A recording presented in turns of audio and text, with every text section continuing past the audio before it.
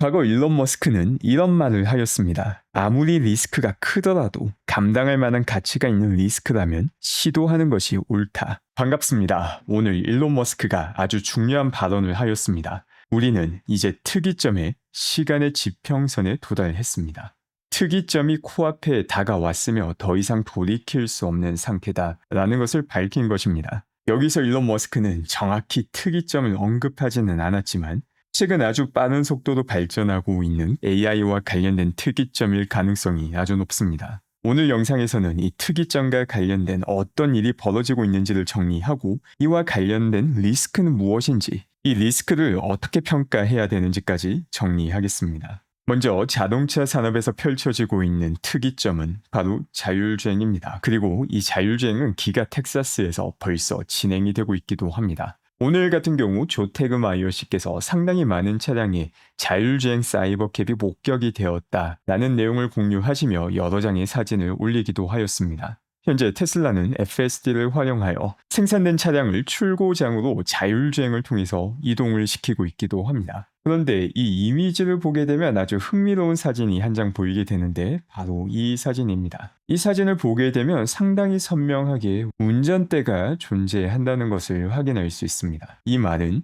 사이버캡에 원한다면 운전대를 손쉽게 달 수 있다는 의미가 되며 올해 상반기에 출시될 예정인 저가형 모델 같은 경우 사이버캡과 대부분을 공유하며 운전대를 달고 나오는 버전일 가능성을 더욱더 높여주는 이미지가 됩니다. 이처럼 우리는 눈앞에서 특이점을 보고 있으며 이 특이점의 증거는 점점 더 쌓여갑니다. 그럼에도 불구하고 단기적으로 출렁거리는 주가를 보면은 정말 특이점이 오는 것인가에 대해서 의문을 제기하는 분들도 많습니다. 또 이와 관련해서는 과거 테슬라 주가가 크게 출렁거렸을 때를 비교해보며 영상 뒷부분에 정리하도록 하겠습니다.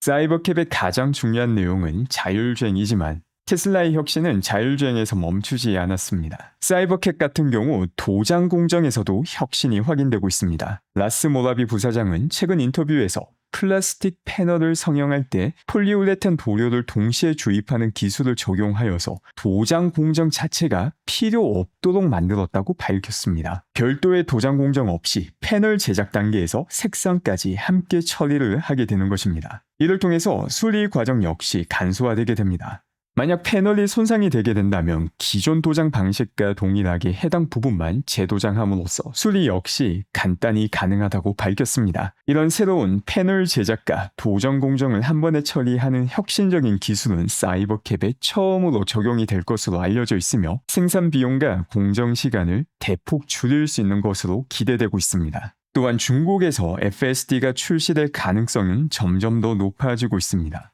2025년 2월 24일 중국 매체 보도 자료를 보게 되면 내부 관계자에 따르면 테슬라가 중국 고객을 위해 소프트웨어 업데이트를 준비 중이며 이는 미국 시장에서 제공되는 FSD와 유사한 운전자 보조 기능을 제공할 예정이라고 알려졌습니다. 이 기능 같은 경우 중국에서도 FSD 패키지를 64,000위안 약 8,800달러를 지불한 고객들에게 배포가 될 예정입니다. 미국에서의 FSD와 조금 차이는 있을 수 있지만 이와 유사한 기능이 중국에서도 제공될 수 있을 가능성에 대해서 언급을 하고 있는 것입니다. 또 이와 똑같은 내용의 보도가 오늘 블룸버그에서 확인되기도 하였습니다. 이 블룸버그 기사 내용 역시 앞서 확인한 내용과 똑같은 내용을 다루고 있습니다. 중국에서도 미국에서의 FSD와 유사한 기능이 업데이트를 준비 중이다 라는 내용을 내부 인사를 통해 확인하였다고 밝히고 있습니다. 그뿐만 아니라 중국 엔지니어들 사이에서도 비슷한 이야기가 확인이 되고 있습니다. 벌써 북미 FSD를 중국에서 직접 테스트하고 있다는 이야기까지 중국 엔지니어에서 나오고 있기도 합니다. 다만 블룸버그 기사에서는 지난 어닝콜에서 일론 머스크가 언급했던 내용을 다루고 있기도 합니다. 일론 머스크 같은 경우 FSD 기능을 미국이 아닌 다른 국가로 확대시키는 일은 기술적인 문제보다는 정치 혹은 정책의 문제라고 밝혔습니다. 그 이유 자체가 중국 같은 경우 중국에서 수집한 주행 데이터를 중국이 아닌 국가의 데이터 센터로 유출하는 것을 막고 있으며 미국 역시 중국과 관련해서 다양한 규제가 존재하고 있기 때문입니다. 그렇기 때문에 지금까지 정책이나 정치적 변화가 확인이 되지 않았기 때문에 이를 뚫고 중국에서 미국과 똑같은 형태의 FSD를 제공하기는 현 시점으로는 조금 조금 힘들다고 파악이 됩니다. 다만 중국 내에서도 다양한 전기차 업체에서 운전 보조 시스템을 제공해주고 있기 때문에 이전에 제공하고 있던 오토파일럿보다는 훨씬 더 향상된 성능에 미국 FSD 모델과는 차이가 있지만 상당히 뛰어난 수준의 모델을 테슬라 측에서 제공해주고자 하는 게 아닌가라고 판단이 됩니다. 그리고 여기서 더욱더 중요한 점은 결국 기술적으로는 점점 더 완성에 아주 가깝게 다가가고 있다는 것입니다. 궁극적으로 콜텍스에서 트레이닝된 FSD가 3월 혹은 4월 나오게 될 예정이며 이 버전부터 본격적인 자율주행 시대는 열리게 됩니다. 이 시대를 코앞에 두고 있음에도 불구하고 정말 특이점이 몇 달 앞으로 다가왔다는 것을 못 보는 사람이 절대 다수이며 절대 다수가 이를 못 본다라는 것 자체가 장기 투자자에게 알파 수익률을 주는 근본적인 이유가 되기도 합니다. 테슬라의 혁신을 보는 방법은 아주 다양한 방법이 있습니다. 사실 자율주행 같은 경우 실제 자율주행을 보면 가장 확실하죠. 그 어떤 기업과 비교해도 비교 자체가 무의미한 수준의 뛰어난 성능을 보여주는 게 테슬라가 가지고 있는 FSD입니다. 그런데 기가 텍사스 슈퍼컴퓨터 클러스터 콜텍스를 통해서 훨씬 더 큰 규모의 모델이 3월 혹은 4월 나오게 되며 테슬라가 테스트 중인 사이버캡을 통해서 이 성능이 확인된 이유, 또 많은 사람들에게 FSD 업데이트를 통해서 훨씬 더 놀라운 수준의 자율주행이 확인된 이후에 이 충격은 쓰나미처럼 몰려오게 될 것입니다. 그리고 그 충격은 여기서 끝이 아닙니다. 얼마 전 일론 머스크가 그록3를 공개하며 밝혔던 것처럼 일론 머스크의 기업이 가지고 있는 AI 인프라, 데이터 센터 설치 능력은 비교 자체가 불가능한 상황입니다. xAI에서 보여준 능력은 그 어떤 기업도 한 번도 해본 적이 없는 일을 최초로 현실로 바꾼 것인데 그 과정에서 존재하지 않는 기술들이 필요했음에도 불구하고 아주 빠른 시간 내에 이를 현실로 바꾸었습니다. 그 누구도 성취하지 못한 10만 대, 20만 대 수준의 GPU를 일관성을 유지하며 작동시키는 데 성공하였고 이후에는 100만 대를 목표로 하고 있습니다. 이런 인프라 설계 능력 자체가 결코 작은 기술이 아니며 결국 xAI를 통해서 성취한 기술과 노하우가 일론 머스크가 가지고 있는 다른 기업들에게도 그대로 전해지게 됩니다. 또 동시에 테슬라에서는 도조와 관련된 상당히 많은 직군을 채용하고 있기도 합니다. 대부분 캘리포니아와 텍사스에서 도조와 관련된 다양한 직군을 채용 중이며 xAI 같은 경우 여전히 엔비디아의 GPU가 가장 핵심적인 역할을 하였지만 너무 머지않은 시점에 도조 역시 주요 플레이어로 등장할 수 있음을 보여주는 내용입니다. 최근 들어 테슬라의 주가는 정고점 대비 어느 정도 내려간 상황입니다. 사실 지금 주가를 가지고 내려갔다라고 말을 하는 게 조금 민망하기는 한데 또 상당히 많은 장기 투자자분들 같은 경우 테슬라의 자산의 상당 부분을 투자하는 경우가 많습니다. 그렇기 때문에 최근 정고점을 찍었을 때가 투자자 입장에서 자산 가치가 최고점이었을 가능성이 아주 높으며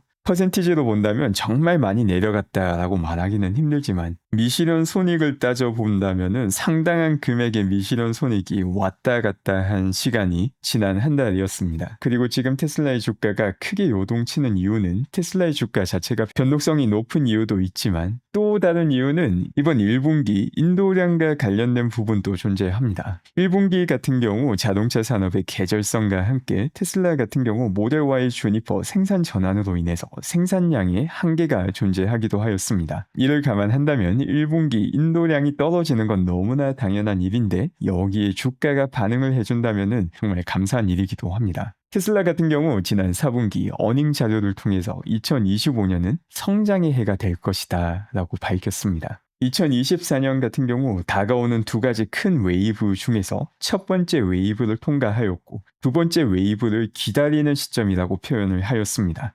2025년 같은 경우 새롭게 성장으로 돌아가는 해라고 표현을 하였습니다. 절대적인 인도량을 본다 하더라도 2025년 상반기에 나오게 되는 모델이 사이버캡을 포함하여서 저가형 모델이 나오게 됩니다. 당연히 생산량과 인도량 모두 크게 성장할 수밖에 없는 게 2025년입니다. 그런데 여기에 더불어서 다가오는 3월, 4월 콜텍스에서 트레이닝된 FSD가 나오며 자율주행이 거의 완성에 다가가는 모습을 볼 수 있게 되며 6월에는 미국에서 본격적으로 사이버캡 주행이 시작되게 됩니다. 이처럼 큰 기회를 앞두고 있음에도 불구하고 단기적으로 주가가 조금 요동을 쳤다. 이건 큰 기회가 되는 것이죠. 과거 테슬라의 주가가 가장 크게 요동을 쳤던 때는 2022년 말에서 2023년 상반기가 아닌가 생각이 됩니다. 이 당시 가장 크게 언급이 되었던 게 바로 일론 머스크가 트위터를 인수한 일입니다. 2022년 1월에서 3월 사이 일론 머스크가 공개하지 않고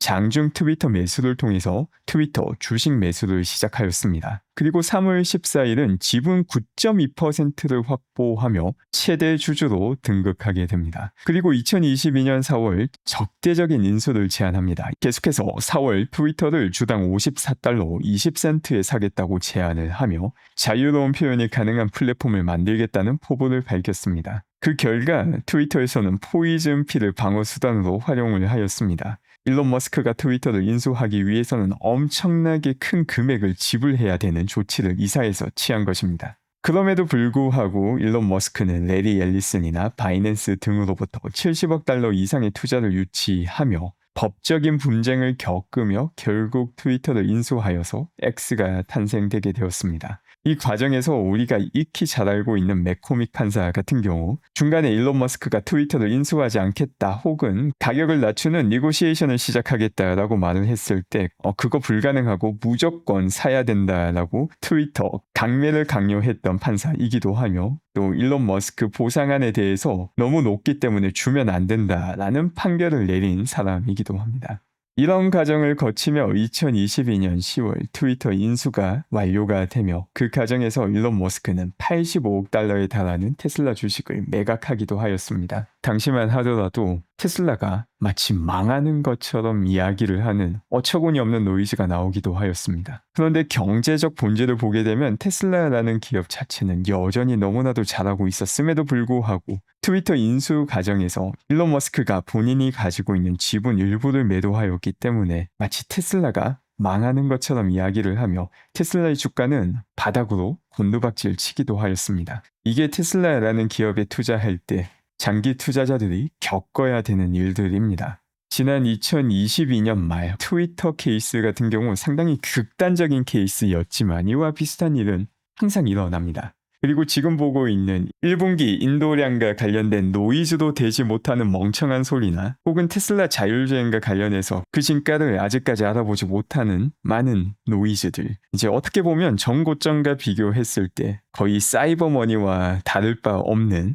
미실현 손익을 낮춘 요인이기도 하지만 장기 투자자에게는 더 큰 고점으로 가게 해주는 큰 기회가 되기도 합니다. 그리고 이것보다 더욱더 본질적으로 기억해야 되는 것이 있습니다. 과거 일론 머스크는 이런 말을 하였습니다. 아무리 리스크가 크더라도 감당할 만한 가치가 있는 리스크라면 시도하는 것이 옳다. 일론이 이 이야기를 한 시점은 벌써 일반적인 관점에서 엄청 부자가 되고 난 이후의 시점입니다. 당시 일론은 본인이 가지고 있는 모든 재산과 주변 사람들에게 돈까지 빌려서 스페이스X와 테슬라에 올인을 했을 때입니다. 당시 스페이스X는 망하기 일보 직전이었으며 테슬라 역시 현금이 동나서 부도 나기 전까지 며칠밖에 앞두고 있지 않은 시점이었습니다. 모두가 불가능하다라고 이야기했던 게 전기차와 국가가 아닌 한 개인이 만든 기업에서 로켓을 발사하고 재착륙시키는 일이었습니다. 단순히 리스크의 관점으로 따진다면 이건 절대 시도해서는 안 되는 일이었습니다. 실패할 가능성이 너무 높았기 때문이죠. 하지만 일론 머스크는 아무리 리스크가 크더라도 감당할 만한 가치가 있는 리스크라면 시도하는 것이 옳다.